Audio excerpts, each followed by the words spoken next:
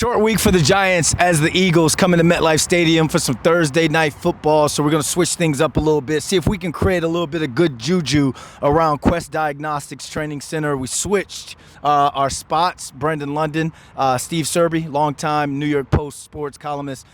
Serby, you've got articles coming out throughout the course of this week up until game day. First thing you want to talk about, first topic, you went into the locker room. When it's time to put pen to paper, what are you going to be writing about? Pen to paper? Or, well, I guess, laptop. You must be old. Well, let's talk about Jaxson Dart responding to his first NFL adversity in New Orleans.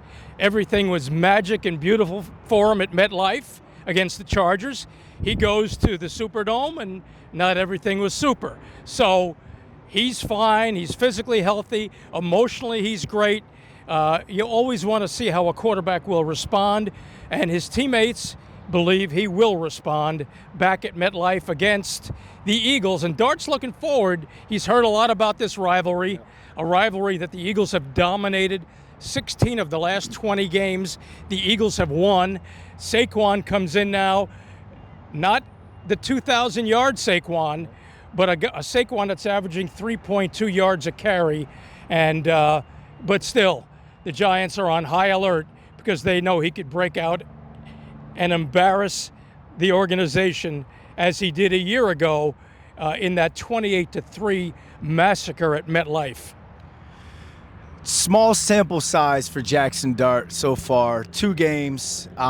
First game, he did it more with his legs. This second one, we were able to kind of watch the arm, did throw the interception, did have the fumble. Where would you put Jaxson Dart right now? Where would you grade him right now 2 games into his NFL career? Well, the turnovers last week were against the Saints were problematic. I'd give him a C. Combine the first game, I'd give him an A-, and this game I'd give him maybe a C-. Okay. Let's give him a B- to a C.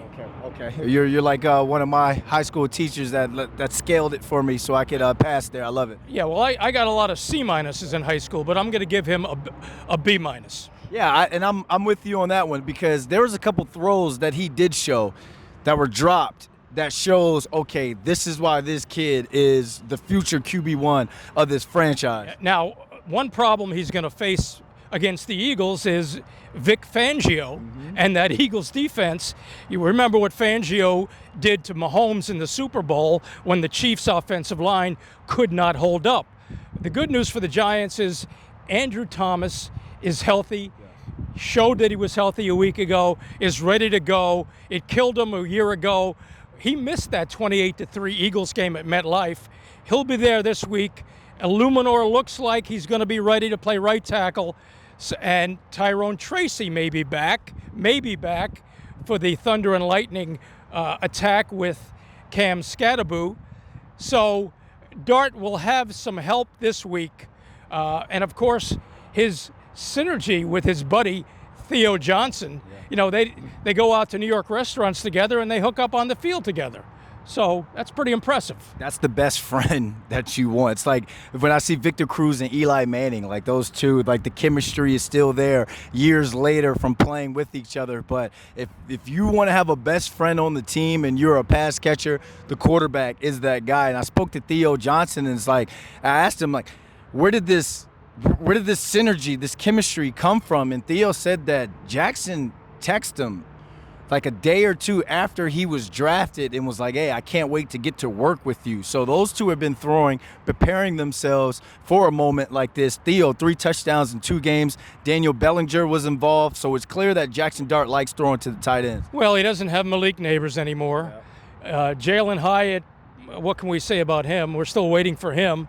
Darius Slayton, a little bit banged up, right? Yeah. So the tight end now has to be his best friend. In addition, and you could throw passes to Tyrone Tracy and Scatterbo out of the backfield.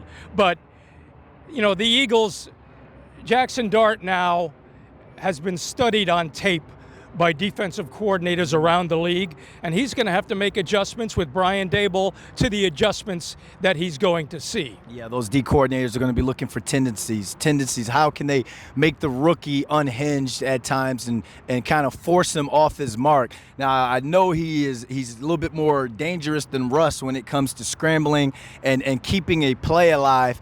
But when they break down this NFL stuff on how they're going to attack a quarterback, it is a science, and they will make sure they flush him to wherever side that he is uncomfortable to throwing the football to put a defense in an advantageous position. And Vic Fangio's as good as it gets in the NFL. He is top class when it comes to coordinators in the NFL. We talked about Andrew Thomas, what that means for him to be back into the lineup or to continuously get better, and for Jaxson Dart being in the lineup. Let's flip it, because Dexter Lawrence was speaking today to the media, and it's all about stopping the run if you're going to have a chance to beat the Eagles, and the Giants defense has not been able to consistently do that. So what scares you most, the weapons on the outside or the running back for the Eagles? The running back, always. Saquon has, he's going to be chomping at the bit to show up his old team, especially with his documentary out now.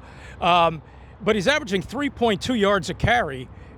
So he's not going to be anywhere near 2,000 yards, but it starts, you got to stop Saquon. And Dexter Lawrence is still harboring lingering effects from the illness that slowed him down against the Saints.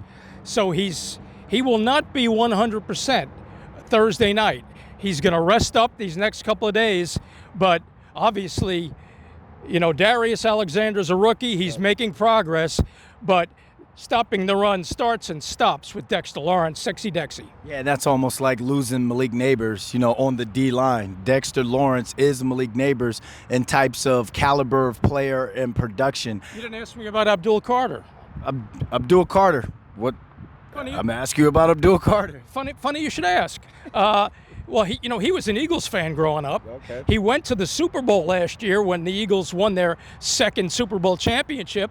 He said it was good, but Abdul Carter is a focused young man. He doesn't want to hear about how much of an Eagles fan he was.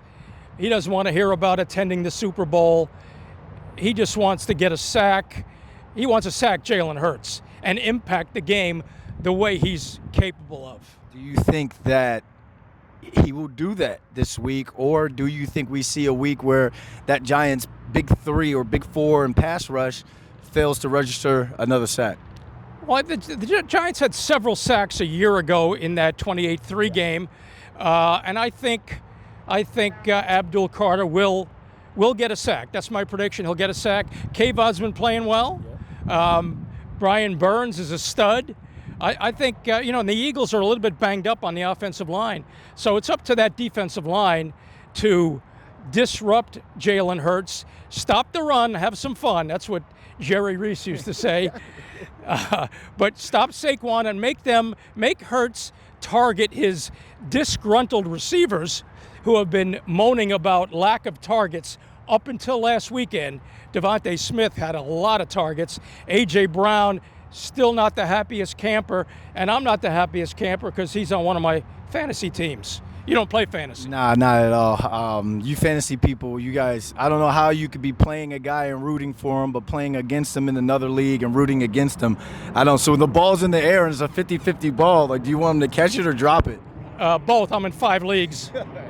All right. Well, I mean, so here's the thing when it comes to stop the run, have some fun. If they can force the Eagles to throw and throw it to the weapons they have on the perimeter, I want to see more from the Giants defensive backs. And when I say more, I'm talking about getting your hands on the pass, not the player.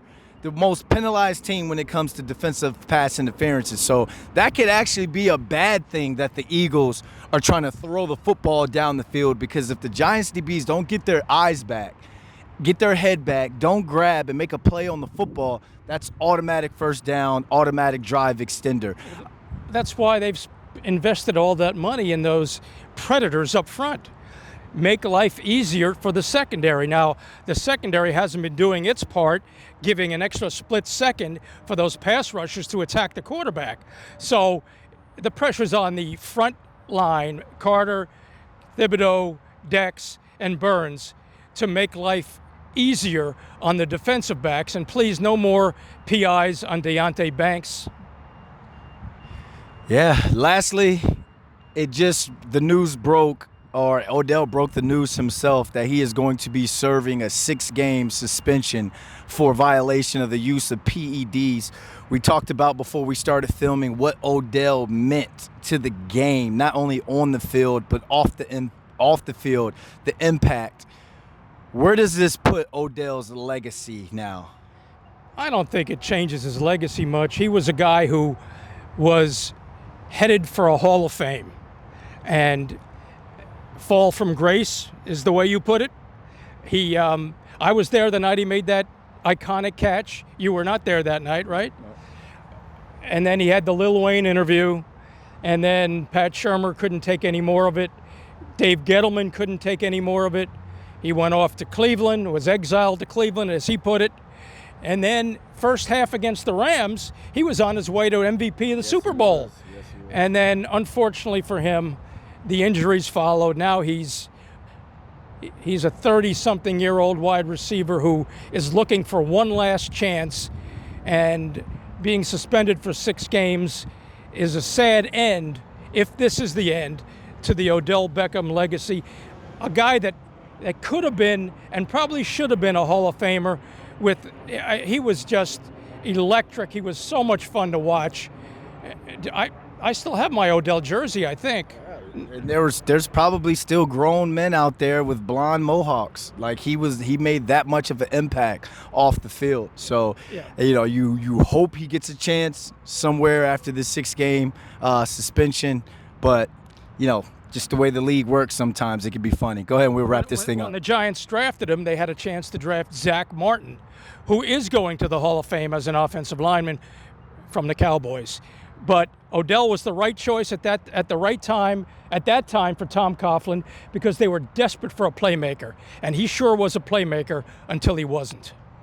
You're still a playmaker, Serby. And that's going to wrap up your post-game practice report. Short week for the Giants. The Eagles coming into MetLife Stadium. For Brandon London, Steve Serby, thanks for watching.